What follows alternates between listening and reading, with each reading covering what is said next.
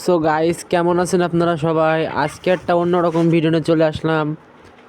আজকে আমরা গিয়েছিলাম আমাদের বাড়ির পাশে একটা কাকার বাড়িতে। তো উনি এখানে কিছু ফার্মি মুরগি পালন করে। মুরগিগুলো প্রতিদিন 12 থেকে 13টা করে ডিম পাড়ে। তা আমি এই মুরগিগুলা ভাবছি যে ডিম কিনে আনে দেশি মুরগির নিচে দিয়ে বাচ্চা ফুটাবো। তাই তো আমি আজকে চলে গেলাম কাকার বাড়িতে।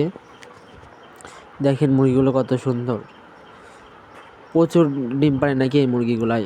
আমরা কাকাদের কাছ থেকে প্রায় ডিম ক্রয় করি, কিনে মনে করেন খাওয়া দাওয়া করি।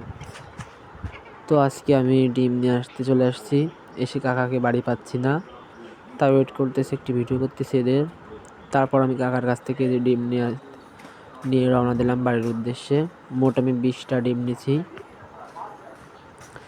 25টা ডিম চেয়েছিলাম, তা কাকা বললে যে আমরা ডিম রাতে খাবো, তো বেশি দিতে পারবো না। তারপর বাসায় এসেছে মুরগিগুলোকে উঠিয়ে ডিমগুলো ট্রের ভিতর সাজিয়ে দিচ্ছি।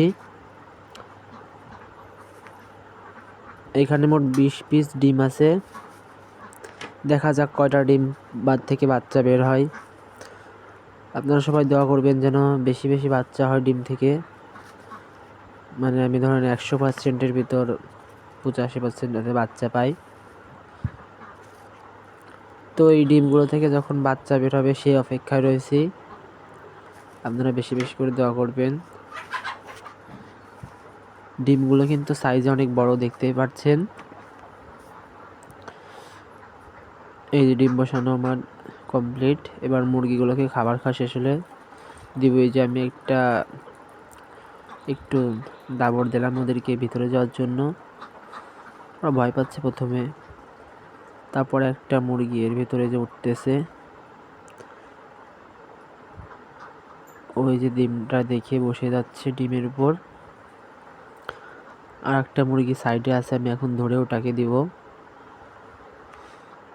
2টা মুরগি একসাথে বসালে কোনো সমস্যা হবে নাকি আপনারা অবশ্যই কমেন্ট করে জানাবেন।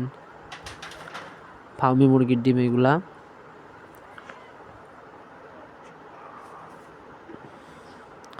তারপর আমি খুব যত্ন সহকারে আলতো করে ধরে ওকে ভিতরে দিয়ে দিলাম। আশা করছি এখান থেকে বাচ্চা পাবো, দেখা যাক কি হয়। তো আপনারা সবাই দোয়া করবেন যেন